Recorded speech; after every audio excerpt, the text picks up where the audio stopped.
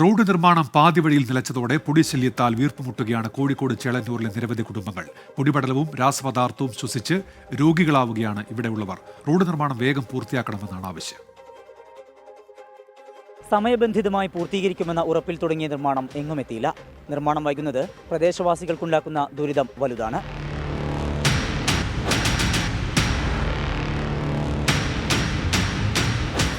ചേളന്നൂർ ഗ്രാമപഞ്ചായത്തിലെ പുതിയടത്ത് താഴം ചിറക്കുഴി പാവയിൽ റോഡ് പുനർനിർമ്മാണമാണ് പാതിവഴിയിൽ നിലച്ചിരിക്കുന്നത്. മണ്ണും സിമന്റും ചോക്ക് പൗഡറും ചേർത്ത മിശ്രിതം ഉപയോഗിച്ച് നൂതന സാങ്കേതികവിദ്യ ഉപയോഗിച്ചാണ് നിർമ്മാണം നിലച്ചതോടെ റോഡ് നിർമ്മാണത്തിനായി ഉപയോഗിച്ച രാസപദാർത്ഥങ്ങൾ ഉൾപ്പെടെ അന്തരീക്ഷത്തിൽ വ്യാപിക്കുകയാണ്. 18, 19, 20, 21 വാർഡുകളിലെ നിരവധി കുടുംബങ്ങളെ ഇത് സാരമായി ബാധിക്കുന്നുണ്ട്.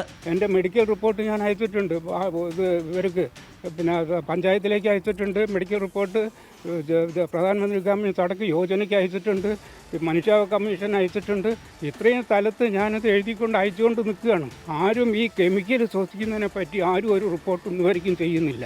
ആരും അതിനെപ്പറ്റി ചോദിക്കാൻ വരുന്നില്ല. സമീപത്തെ അങ്കണവാടി കുട്ടികൾക്കും ആരോഗ്യ പ്രശ്നങ്ങളുണ്ട്. അപ്പോൾ അങ്കണവാടിയിൽ വരുന്ന കുട്ടികൾക്ക് അധികം ഒരാഴ്ച വന്ന് പിന്നെ ഒരാഴ്ചത്തേക്ക് കുട്ടികൾ അസുഖങ്ങളായിട്ട് വരാതിരിക്കുക ചെയ്യുന്നത്. അപ്പോൾ അത് ഭയങ്കര ബുദ്ധിമുട്ടുണ്ടാക്കുന്ന കാര്യമാണ്. ഇനിയിപ്പം റോഡ് പണി വേഗം നടന്നില്ലെങ്കിൽ കുട്ടികളെന്നല്ല എല്ലാവരും, നാട്ടുകാരായാലും എല്ലാവരും തന്നെ പൊടീൻ്റെ പ്രശ്നം കൊണ്ട് കുട്ടികൾക്ക് ഭയങ്കര ചുമയും ജലദോഷവും പനിയൊന്നും മാറുന്നില്ല. ഡ്രൈവർമാർക്കും ദുരിതം തന്നെ.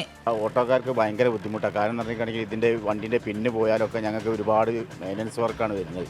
അതുപോലെ ഈ പരിസരത്തുള്ള എല്ലാ വീടുകളിലെ പിള്ളേർക്കും അസുഖങ്ങളും ഈ പൊടി പാറിയിട്ട് ഞങ്ങളോടൊക്കെ പറയാറുണ്ട്. അപ്പോൾ എല്ലാവർക്കും ബുദ്ധിമുട്ടുകളാണ്. കരാർ ഏറ്റെടുത്ത കമ്പനികൾ തമ്മിലുള്ള പ്രശ്നമാണ് നിർമ്മാണം പാതിവഴിയിൽ നിലയ്ക്കാൻ കാരണം.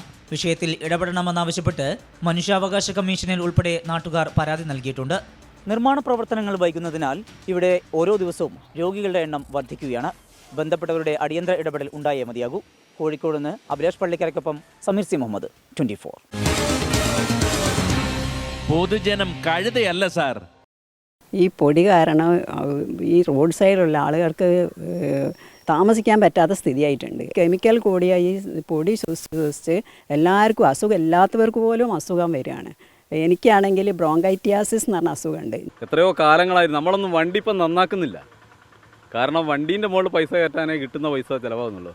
പിന്നെ ഇവിടുത്തെ ഒരു അവസ്ഥ എന്താണെന്ന് വെച്ചാൽ ഇവിടുത്തെ ഈ രാഷ്ട്രീയ ആൾക്കാരും പിന്നെ നേതാക്കന്മാരും ഒക്കെ ഇവിടെ ആരോടും ഒന്നും പറഞ്ഞിട്ട് ഒരു കാര്യമില്ല.